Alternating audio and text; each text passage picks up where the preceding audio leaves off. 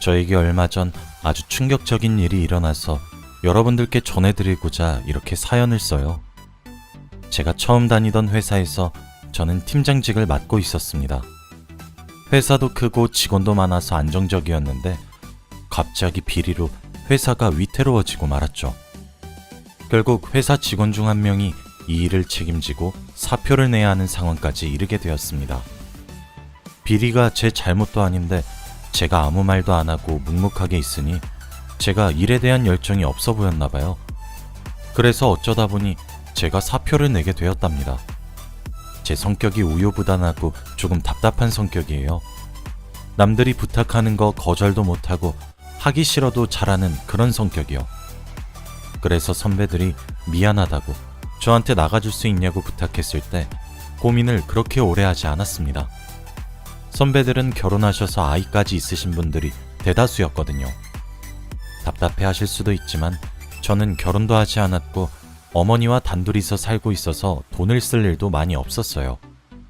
그리고 돈을 쓰는 것도 즐기지 않아서 모아둔 돈도 꽤 있었고 퇴직금도 합하면 충분히 괜찮았거든요. 그렇게 저는 40대의 실직자가 되었습니다. 어머니에게는 혼이 날까봐 말을 하지 않았고 매일같이 출근 시간에 나가서 퇴근 시간도 맞춰서 들어왔어요.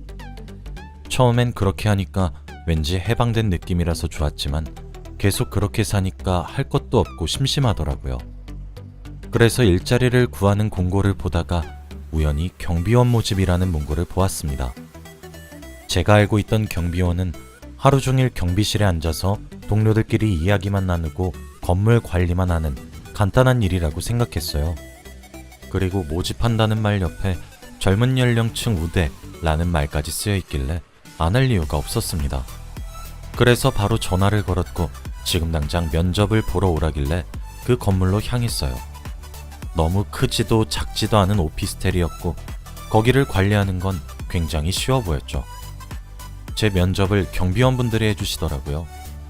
저는 건물주분과 이야기하는 줄 알았는데 경비원들이 보니까 신기했습니다.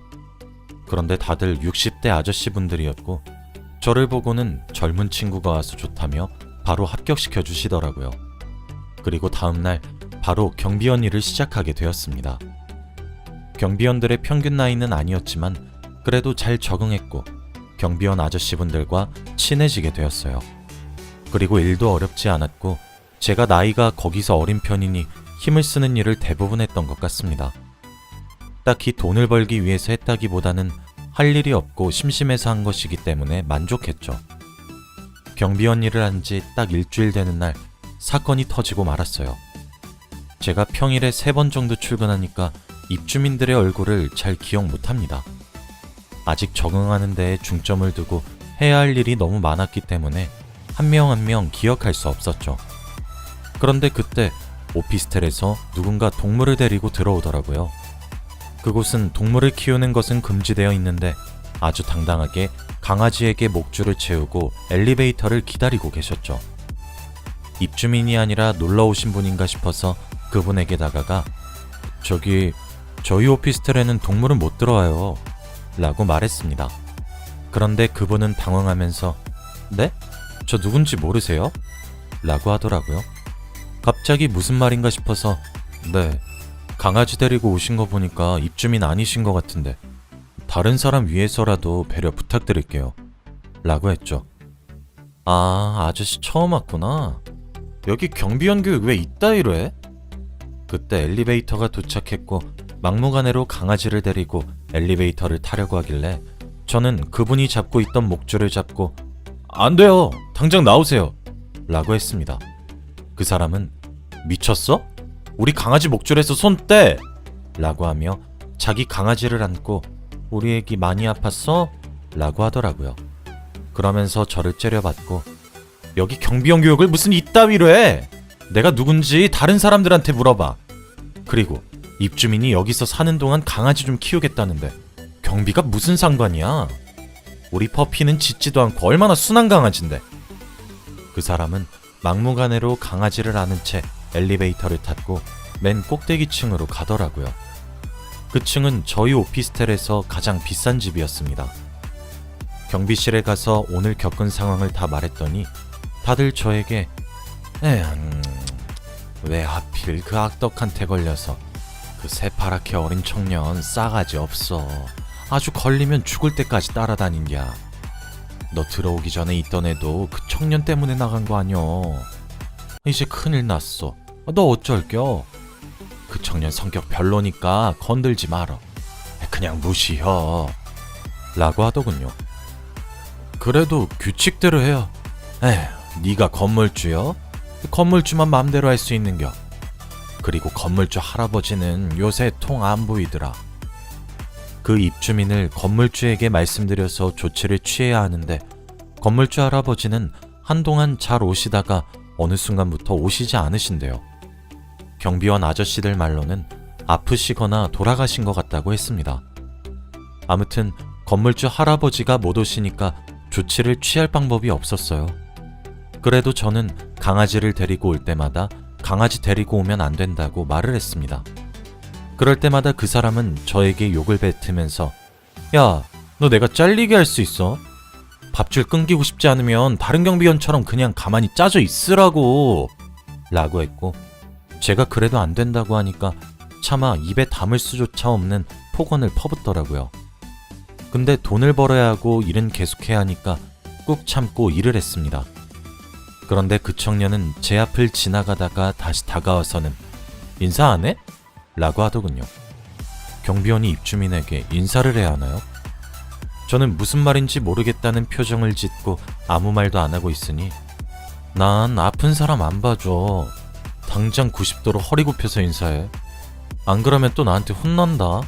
라고 했습니다.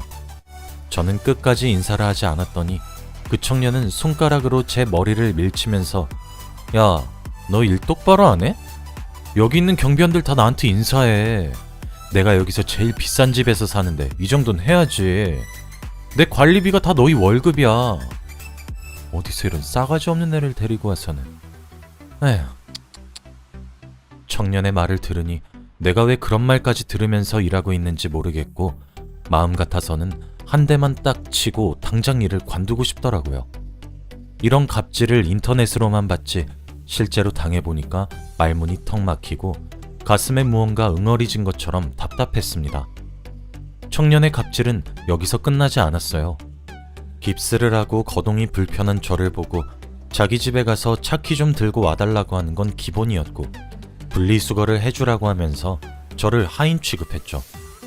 경비원이 이런 일까지 해야 하나요?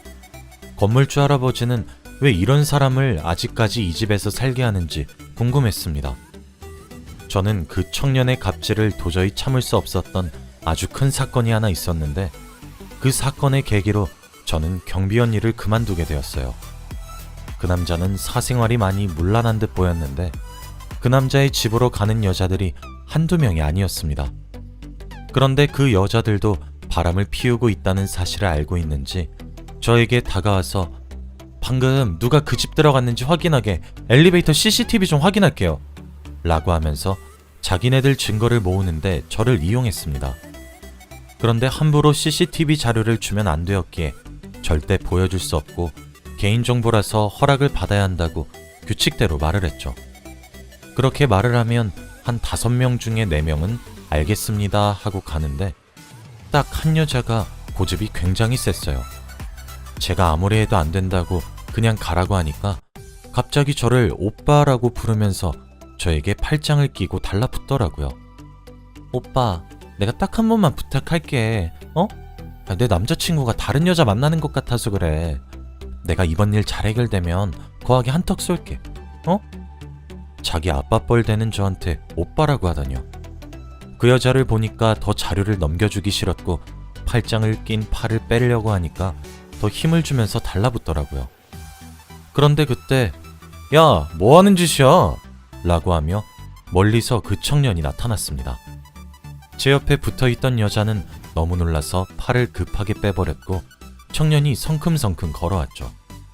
청년은 오자마자 저에게 주먹질하면서 너 미쳤어? 내 여자친구를 넘봐? 라고 하더라고요. 이 상황이 너무 억울해서 지금까지 있었던 일을 다 말했습니다. 그러고 여자에게 제대로 말하라고 눈빛을 보냈죠. 청년은 여자에게 저런 말 사실이야? 라고 물었는데 그 여자는 제 눈을 피했고 무슨 소리야? 저 아저씨가 나한테 달라붙은 거야 라고 말을 해버리더군요. 여자의 말이 끝나자마자 청년은 저의 멱살을 잡고 구석진 곳으로 끌고 가서 무자비하게 폭행했습니다. 정말 이러다가 죽겠다 싶을 정도로 맞았어요. 제가 맞을 동안 그 여자는 쳐다보기만 하더군요. 너무 억울하고 화가 나서 더 이상 이 일을 하기 싫었습니다.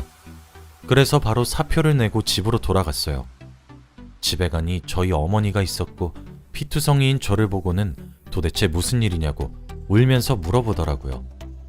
제가 직장을 관둔 것도 모르시는 어머니에게 결국 처음부터 끝까지 모든 이야기를 다 전했습니다. 비리 때문에 사표를 냈고 경비원 일을 했는데 갑질을 심하게 당한 것들 전부 다요. 말하면서 눈물을 끊임없이 흘렸고 어머니도 너무 미안하다며 저를 꼭 안아주셨어요. 저와 어머니가 둘 다 진정이 되고 난 후 갑자기 어머니가 내가 너한테 말을 못한 게 하나 있다 라고 하는 겁니다. 그러면서 사실 내 나이가 이제 80이 넘었고 세상을 떠날 날이 얼마 남지 않아서 지금 말하지 않으면 말할 수 없을 것 같구나. 사실 너희 아버지가 돌아가시기 전에 하나 남겨놓으신 게 있어. 사실은 아버지가 너 일자리 잃었을 때 주라며 건물을 하나 남겨놓으셨다. 앞으로 그런 일 하지 말고 그 건물 월세 이제 네가 받으면서 편하게 살렴 이라고 하면서 종이 한 장을 주셨고 거기에는 건물 명의가 저로 되어 있었습니다. 그러고 더 놀라운 건 그 건물이 바로 제가 경비원으로 일하던 오피스텔이었어요. 저는 살아생전에 아버지에게 건물이 있는지도 몰랐는데 어머니는 저에게 작은 건물이라 미안하단다 라고 하셨습니다. 작은 오피스텔이었지만 저에게는 너무 크게 느껴졌고 이제 제 거라는 것이 도저히 믿기지 않더라고요. 경비원 아저씨들이 주인 할아버지가 요즘 도통 안 나온다고 했던 게 바로 아버지가 돌아가셔서 못 나오신 거였습니다. 저는 이 상황이 꿈인지 생신지 현실 파악이 되지 않으면서 믿기지 않았죠. 그때 딱 머릿속에 스쳐 지나가는 입주자가 생각이 나면서 건물주만 그 사람을 쫓아낼 수 있다는 말이 생각났고 저는 그 청년에게 복수를 하기로 마음을 먹었어요. 저는 상처를 치료하고 회복하는데 몇 달이 걸렸고 몇 달 뒤 그 오피스텔로 갔습니다. 그곳에 가니 같이 일하던 경비원 아저씨들이 저를 반겨주시더라고요. 어이구 웬일이야? 오랜만이네. 안녕하세요. 그동안 별일 없었죠? 뭐 별일이야. 얼마 전에 그 제일 위층 청년 그 청년 때문에 또 난리였지. 왜요? 글쎄 네가 나가고 새 경비원을 다시 뽑았는데 그 청년 자동차가 이상한 곳에 주차되어 있어서 다른 곳에 주차하라고 하니까 그 경비원 얼굴에다가 냅다 침을 뱉었지 뭐야. 근데 그 경비원은 경찰에 신고를 해불었어. 그래서 난리 났지 뭐. 어떻게 사람 얼굴에 침을 뱉을 수 있나요? 경비원 아저씨의 말을 계속 들어보니 그 청년은 경찰에게 끌려가는 동안에도 계속 새로운 경비원에게 욕을 하면서 내가 너 자를 거야 라고 했대요. 그리고 얼마 뒤 한 노부부가 오셔서 새로운 경비원에게 사과를 했다고 합니다. 그 노부부는 청년의 부모님이고 애가 워낙 별나서 자기네들은 반지하에서 사는데 애는 이런 비싼 곳에서 산다고 하더군요. 무슨 이런 사람이 다 있나요? 청년의 부모는 돈을 벌면 다 여기 월세랑 용돈으로 들어가고 자기네들은 매일 라면에 물만 먹고 산다고 하더군요. 저는 그 말을 듣고 더 화가 치밀어 올랐습니다. 그때 마침 제가 오기 전에 불렀던 이삿짐 센터 아저씨들이 도착했어요. 그분들에게 청년 집에 있는 짐들을 다 빼서 용달차에 실어달라고 했습니다. 그러니 경비원 아저씨들은 뭐 하는 거냐고 놀라시더라고요. 그때 저는 어머니에게서 받은 건물주 명의가 저로 되어 있는 종이를 그분들에게 보여주었어요. 경비원 아저씨들은 헉 하고 놀라셨고 설마 그 건물주 할아버지 아들이 저냐고 물어보시는 겁니다. 저는 맞다고 했고 짐들을 다 내놓기 시작했죠. 몇 시간 동안 뺀 끝에 용달차에 청년의 짐이 가득하게 실어져 있었고 그 청년이 돌아오기만을 기다렸어요. 얼마 지나지 않아서 청년은 밖에 용달차에 실어져 있던 자기 짐을 봤는지 화를 불같이 내면서 찾아오더라고요. 너 뭔데 내 짐을 저렇게 다 빼? 너 내가 신고할 거야? 건물주는 뭐하는데 입주자가 이런 꼴을 당하고 있는데도 안 나타나? 건물주 누구야? 라고 했죠. 저는 그때 건물주 여기 있네, 네 앞에 라고 했습니다. 청년은 웃으면서 내가 지금 장난할 것처럼 보이니? 아저씨, 빨리 건물주 할아버지 불러주세요 라고 했습니다. 저는 다시 그 종이를 그 청년에게 보여주었고 이 오피스텔의 주인이 저인 것을 확인하고는 얼굴이 사색이 되었죠. 너 문서 조작했냐? 네가 왜? 건물주만 네 짐을 뺄 수 있다고 하지 않았나? 청년은 놀라면서 주저앉았고 멍하니 바닥만 쳐다보았죠. 아니야, 이럴 순 없어. 어떻게 네가... 저는 경찰에 그를 신고했습니다. 저를 폭행하고 갑질한 죄로 신고했고 얼마 지나지 않아서 감옥으로 가게 되었어요. 솔직히 청년의 부모님들이 찾아와서 한 번만 봐달라고 비셨지만 청년을 위해서라도 감옥 가서 제대로 벌 받아야 한다고 말씀드렸습니다. 마음의 상처는 아물지 않았지만 그래도 지금은 통쾌해요. 평생 밑바닥 인생을 살아야 하나 싶었는데 아버지가 남기고 간 재산 덕분에 한순간에 복수를 할 수 있었습니다. 그 사람은 저에게 합의를 하자고 했지만 저는 돈을 받고 싶지 않았고 그가 제대로 된 처벌을 받는 걸 원했기에 절대 합의해주지 않았어요. 그 뒤로 건물에 자주 가서 경비원 아저씨들과 수다도 떨고 입주민들 관리도 열심히 하면서 살고 있습니다. 그리고 어머니가 이제 연세가 있으시다 보니 거동도 불편하시고 혼자서 뭘 못하세요. 시간적으로 여유가 많은 제가 수발을 들고 있습니다. 나이가 50이 다 되어서 이제 인생이 피고 있는 것 같네요. 여러분들도 혹시 주위 사람에게 못되게 행동하고 있다면 당장 그만두세요. 사람 일은 정말 모르는 게 맞는 것 같습니다.